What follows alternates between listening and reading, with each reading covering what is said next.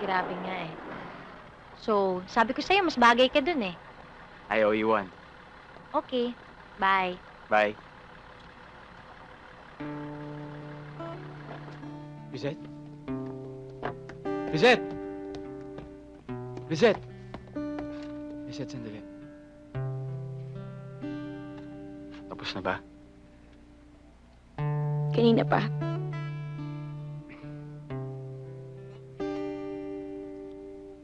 Alam mo, hindi ko alam kung paano ko sasabihin sa ito eh, pero... Napasarap ko sa kwentuhan namin na magiging boss ko. Kaya... Hindi ako nakaalis agad. Lizette, I'm sorry. Okay lang. Okay. Lizette, I'm really, really sorry. Huwag ka na mag-sorry. Alam mo, okay lang. Hindi ka naman dapat mag-sorry kasi wala ka namang kasalanan eh. Yung pangit, ano? Mukha akong... Ewan ko, parang... Ano ibig mo sabihin? Hindi, sandali. Ako muna. Kasi baka makalimutan ko to. Hindi ako makakatulog kapag hindi ko nasabi sa ito eh.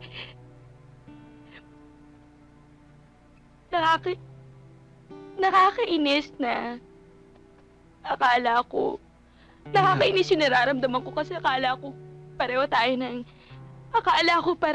tayo ng nararamdaman, yung gano'n. Akala ko,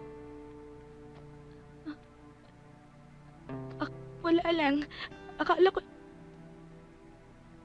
lang kasi, pwedeng, yung, ewan ko. Lizette, hindi kita maintindihan. Hindi. Matatapos na ako. Pagbigyan mo na ako. Konti-konti na lang. Pagbigyan mo na ako. Kasi ang bait-bait mo eh. Iba yung naging dating sa akin. Yun lang.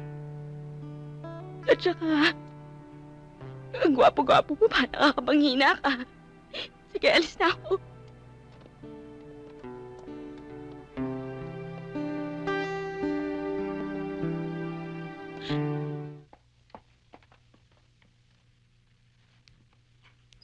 Ging! Kuya? Kuya? Kuya? Kuya?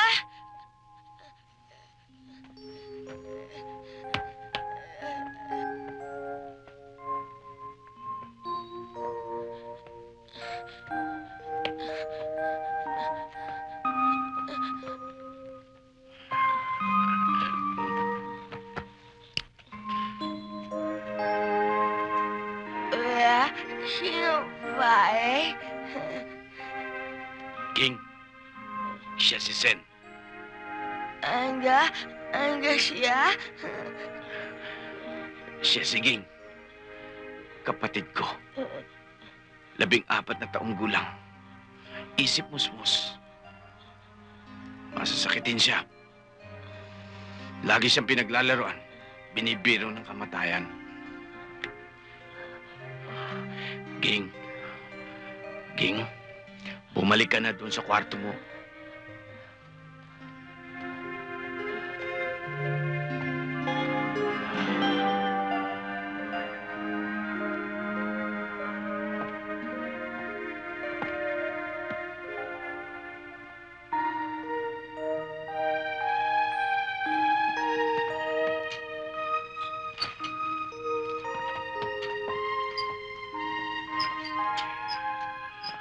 Sinabi ko sa'yo, tapos ako ng fine arts. Puro bola lang yun. Isa akong falsifikador. Sinabi ko sa'yo, nagtatrabaho ko sa isang travel agency. Pero bola lang yun. Peking passport ang pinapasa ko. Lahat ng pwedeng pagkakitaan, pinasok ko. Dahil gusto ko lang mabuhay si King.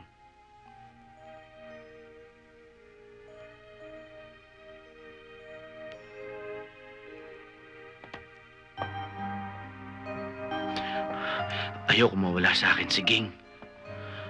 Magpapatuloy ako maging masama kung kinakailangan. Huwag lang mawala sa akin ang kapatid ko. Muntik na siya mamatay. Pero dahil doon sa perang kinuha ko sa'yo, naibili namin siya ng mga gamot na kailangan niya.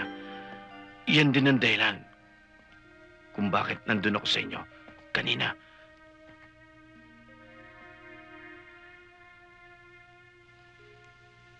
Gusto kong makausap si King. Kahit sandali lang.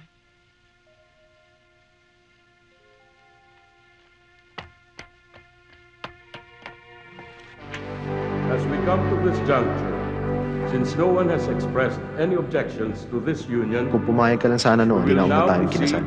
to witness the solemnity Don't tell of me this mag-argue na naman tayo about that. Do you, Leandro Veloso, accept Elaine Martinez as your lawfully wedded wife? I do.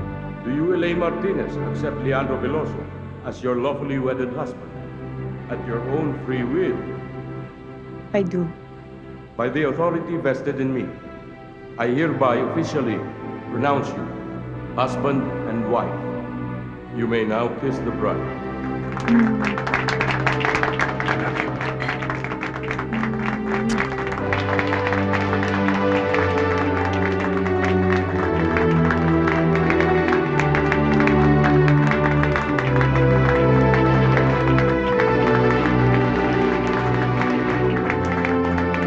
Hi! Best wishes. Thank you. Congratulations. I hope next year kayong dalawa naman ni Roland susunod. Baka after a couple of years pa. Well, Raul, Iho, don't you think it's about time you welcome Elaine into the family? Oh, hindi mo ba siya babatiin? Congratulations. Thank you. Congrats ho! Thanks. Thank you. Basta kung kailangan mo ko, alam mo kung saan mo Oh, ko hahanapin, beautiful ha? wedding. Congratulations. Kita, Bebang. Thank you very Sa'yo, much. ha? Thank you. And you're looking at a very happy man. Thank you. Uy, attorney. You're right. She's a special. Yeah, she is. And thanks to you. You made it all possible. Anytime, Holmes. Yes, Anytime. Congratulations. Best wishes. Nandito It pala was a kayo? nice wedding then. Excuse us. Oh, cheer up. Darling, this is my husband, Santi.